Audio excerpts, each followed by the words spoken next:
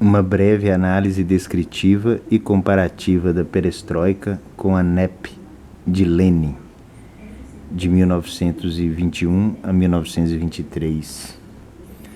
Podemos classificá-la, a perestroika, tranquilamente como um modelo da NEP, nova política econômica, pensada e implementada por Lenin na Rússia soviética em 1923.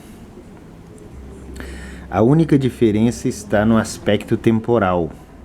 Em 1983, e no que diz respeito à extensão, enquanto a NEP surge como remédio pós-guerra convencional, de 1914 a 1918, incluindo também a Revolução Russa de 1917 a 1923, né, e pós-revolução interna, né, e no sentido de resolver insatisfações nacionais da Rússia e do bloco soviético, a perestroika, em 1983, também de inspiração marxista-leninista, tem como escopo um plano global para todo o mundo. É também uma saída pós-guerra, né? Mas a Guerra Fria, de 45 a 89, não se classifica como convencional, pelo menos aos olhos da maioria dos estudiosos do assunto. A perestroika ela foi idealizada durante a segunda onda de destalinização, durante o governo do Khrushchev, Nikita Khrushchev, lá nos anos 60. A primeira onda começa em 1956 e a segunda onda em 1962, naquele mesmo ano da fatídica crise dos mísseis de Cuba, tá? E começa com quem? Com intelectuais. Ela é idealizada por intelectuais, por poetas, por jornalistas como Evgeny Evtuchenko, Andrei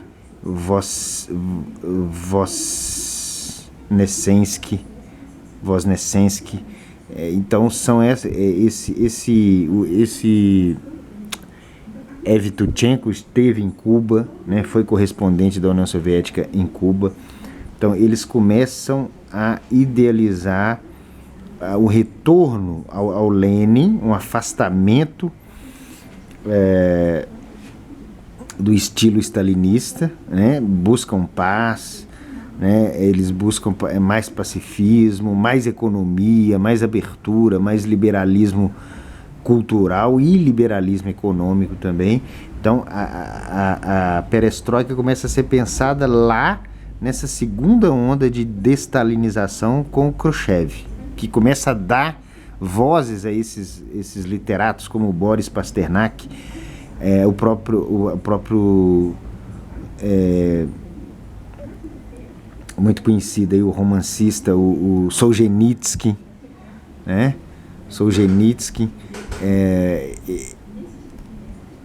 É aí que começa a ideia da perestroika, tá? Mas com a vinda do Leonid Brezhnev, depois do Nikita Khrushchev, ela dá uma freada, né? Porque o Brezhnev já era um pouco mais stalinista, e ela retorna com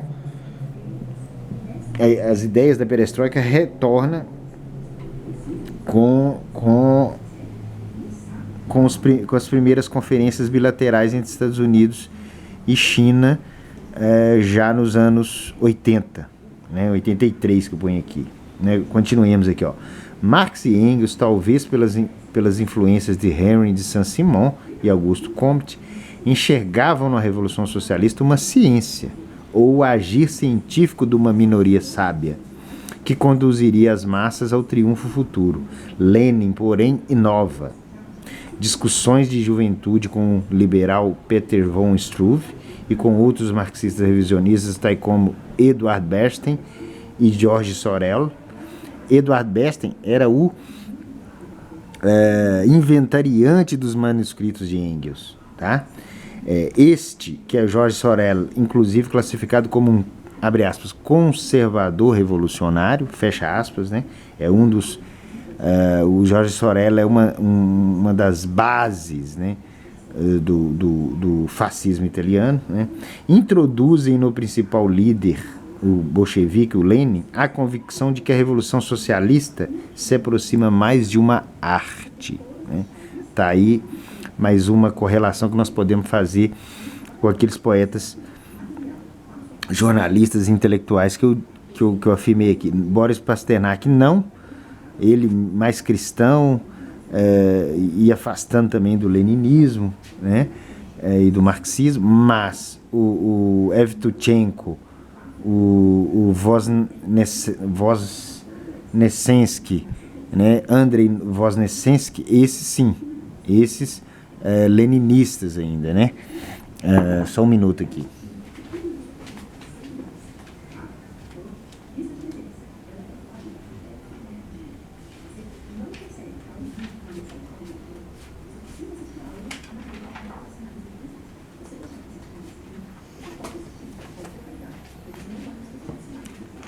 Bom, é isso.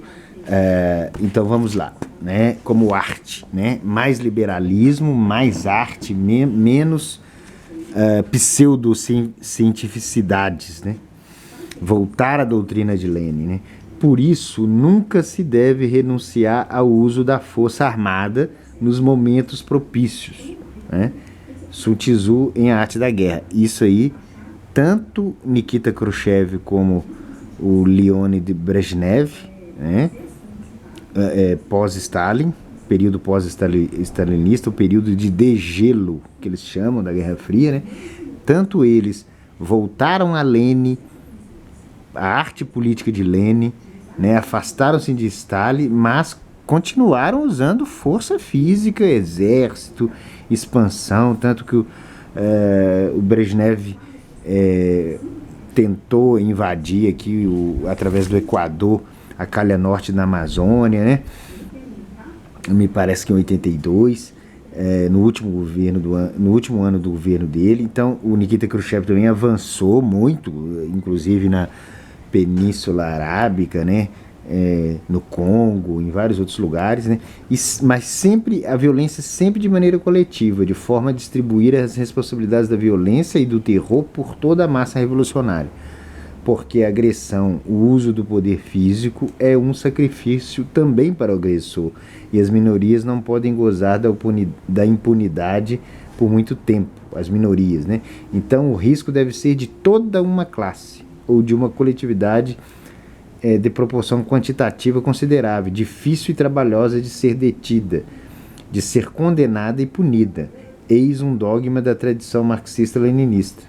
Engels ensina isso sobre a construção de um exército e de uma polícia socialista repressiva, né? Trotsky fixa bem esse entendimento. Então essa ideia de você criar um exército socialista numa nação de território extenso, com muitas riquezas naturais, com uma população considerável, e criar uma polícia socialista, isso foi pensado por Engels, né? Isso foi pensado por Engels e continuado por Lenin e Trotsky, né?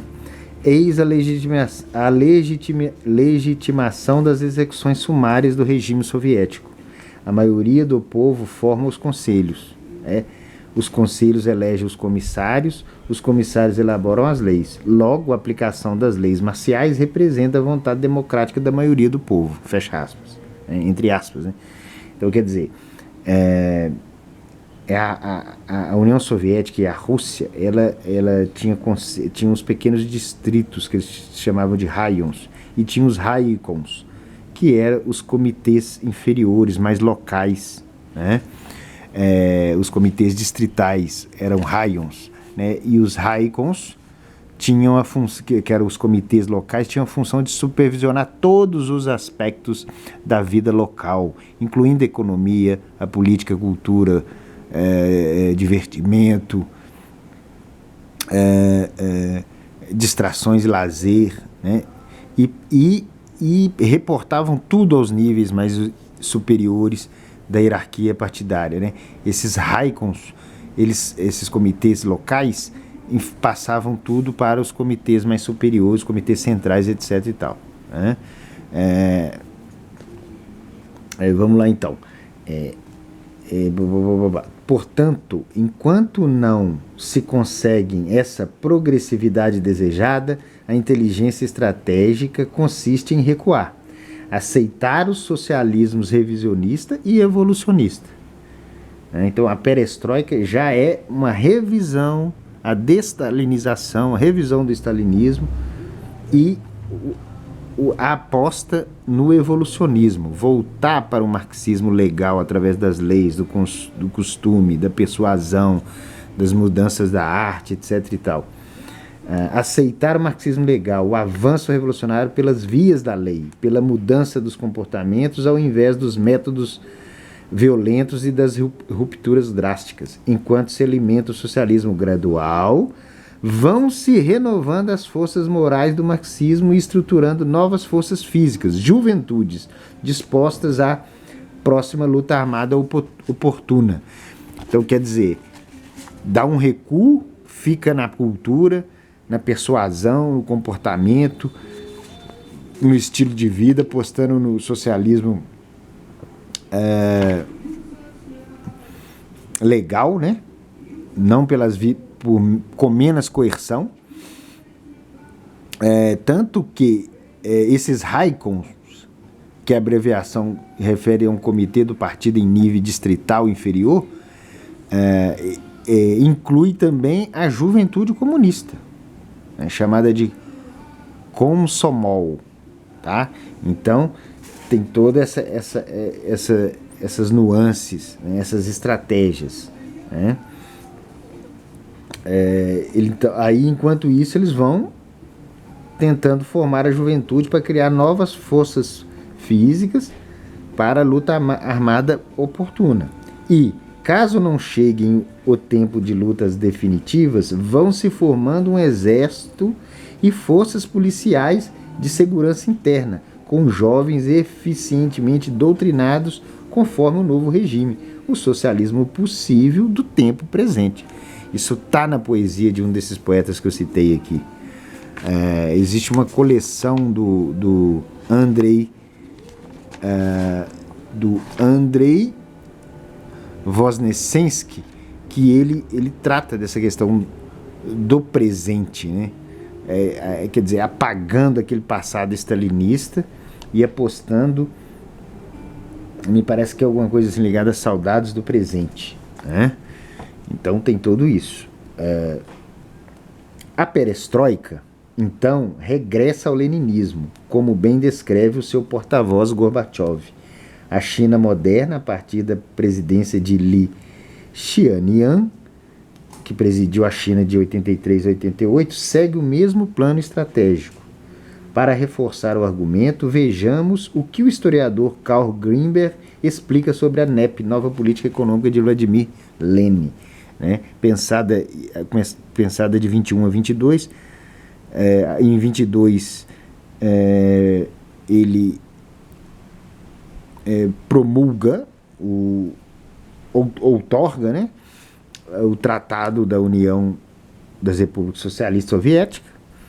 Em 23 implementa a nova política NEP. Olha para você ver o que o historiador Karl Greenberg diz da NEP. Os camponeses receberam, em troca de um imposto razoável, o direito de vender o excedente de sua produção no mercado livre. Em numerosos outros domínios, a iniciativa privada encontrou alguma liberdade. O poder considerava que a perspectiva do ganho atrairia os russos ao trabalho, o que efetivamente aconteceu. O plano triunfou.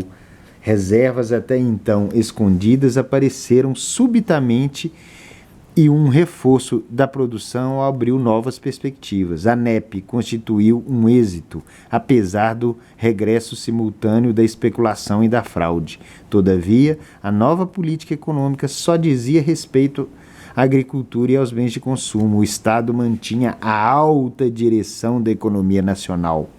Conservava firmemente os bancos, a indústria pesada, os transportes e o comércio externo.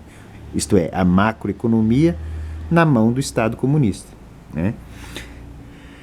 Repare o leitor a semelhança da... Agora sou eu aqui, ó. Repare o leitor a semelhança da NEP com a perestroika e com o dito socialismo de características chinesas dos tempos atuais. Liberalismo econômico para certas atividades internas e estatismo nos altos comandos.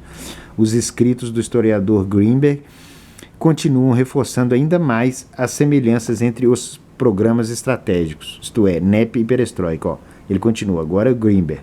Fato mais importante ainda, os comunistas reforçaram o seu domínio na Rússia durante a Guerra Civil, que teria acontecido de 17 a 23, com algumas amenizações em 18, e o período da NEP, o partido monopolizou todo o poder político e promoveu uma caça impiedosa a todos os desvios. A democracia interna e o direito, a oposição própria cederam perante a ditadura do chefe. Como dizia Lenin, a disciplina devia ser 100 vezes mais rigorosa na retirada do que na ofensiva. História Universal, Primeira Guerra Mundial, volume número 22 do Karl Greenberg. O que o Lenin diz aqui? Isso é Sun Tzu, ó. Na retirada, a disciplina maior do que na ofensiva. Então, quer dizer, ele deu uma retirada, quer dizer, enfraqueceu um pouco o socialismo coercitivo, mas a disciplina na cultura, no pensamento, no controle da mentalidade das pessoas, na macroeconomia, que seria o comércio exterior, etc. E tudo, isso foi muito mais disciplinado, muito mais forte. Então, liberalizou na parte econômica. Então, quer dizer, existe o liberalismo econômico leninista. Poucas pessoas dizem isso. Por quê? Porque o pessoal fica chamando de capitalismo. Ah, não, então permite um pouco. O capitalismo chinês, capitalismo não liberal chinês. Não, isso é leninismo, isso é perestroika, isso é Marx Engelsiano leninismo. Compreendem? Quem inventou... Depois nós vamos falar sobre esse emprego de terminologia. Capitalismo e socialismo e comunismo são falsas dicotomias. Tá? Vamos lá, continuando, hein? Página 153. Começamos na 151, capítulo 5, da segunda parte do nosso caderno livre de discussão e pesquisa. Vamos lá. Temos conversado bastante sobre essas questões pessoalmente, por correspondência e pelos nossos artigos em sites e blogs. Quando a União Soviética começou a se desintegrar, alguns pilares se encontravam firmes: a Igreja Ortodoxa, a língua literária russa, sua cultura erudita, popular e folclórica. O terror stalinista, inclusive, conservou esses elementos e a destalinização seguiu a mesma via. Porém, a perestroika e a glasnost, a partir de 83, iriam instrumentalizar esses elementos para o socialismo do século XXI, que é isso que nós vivemos hoje. Hoje, por exemplo, em nossa pátria brasileira, podemos encontrar jovens que se interessam mais pela música folclórica russa do que pela nossa música folclórica brasileira.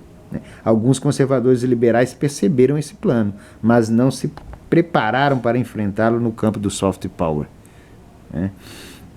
Em termos físicos, os russos, os chineses e todo o movimento internacional comunista, bem como as forças não radicais, porém cúmplices voluntárias, colocaram-se em posição de defesa.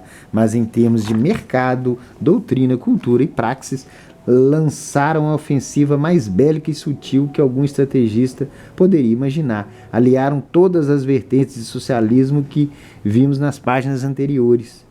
O socialismo integral religioso, associativista, cooperativista e até o estilo intimidatório, chantagista e coercitivo nos momentos mais propícios. As alterações estratégicas e táticas foram tão paradoxais, heraclitianas como sempre, que os adversários, que foram os liberais, os liberais de 45 para cá, de 1945 para cá, o que os socialistas chamam de neoliberais, esses liberais foram ingênuos, inclusive, de não perceber essa mudança estratégica do socialismo asiático e mundial, inclusive no Ocidente, que os adversários se tranquilizaram naquela calmaria aparente e trégua fingida, a partir de 89, a partir de 91, conflitos regionais dos anos 90, como no Golfo Pérsico e em Kosovo, não foram suficientes para desanimar as expectativas com a dita modernização da Ásia, com as consolidações formais das democracias do Sul e com a nova ordem mundial, a globalização e os novos blocos econômicos multilaterais, entre aspas, que hoje se revelam abertamente como pactos interestatais dogmáticos. Né? Então, quer dizer, o bloco europeu, o ALCA nas Américas, a União Europeia, né? O BRICS, a CELAC, tudo isso tem interestatizações dogmáticas. Tá? Possuem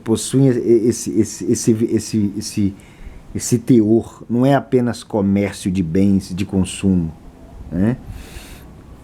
Só mesmo com os atentados de 2001 pudemos perceber como as hostilidades estavam superficialmente suspensas. Muitos marxistas socialistas comemoraram a tragédia do World Trade Center, aproveitaram inclusive para explorar a tensão entre os Estados Unidos e o terror, espalharam a discórdia étnico-religiosa e ampliaram as críticas ao, abre aspas, neoliberalismo, fecha aspas, e as políticas de Washington. Os perestroicos e os pró-chineses do Ocidente uniram o liberalismo leninista ao ordoliberalismo, garantiram o estado de bem-estar social, pelo menos como meta, permitiram às classes médias alguma liberalidade econômica e partiram finalmente para o aparelhamento hegemônico das instituições de tradição e cultura, bem como dos complexos de mídia. Tudo isso foi realizado sem camuflagem, glasnost, com a mais absoluta transparência. Até o próximo vídeo. Hoje é 25 de outubro de 2025, noite.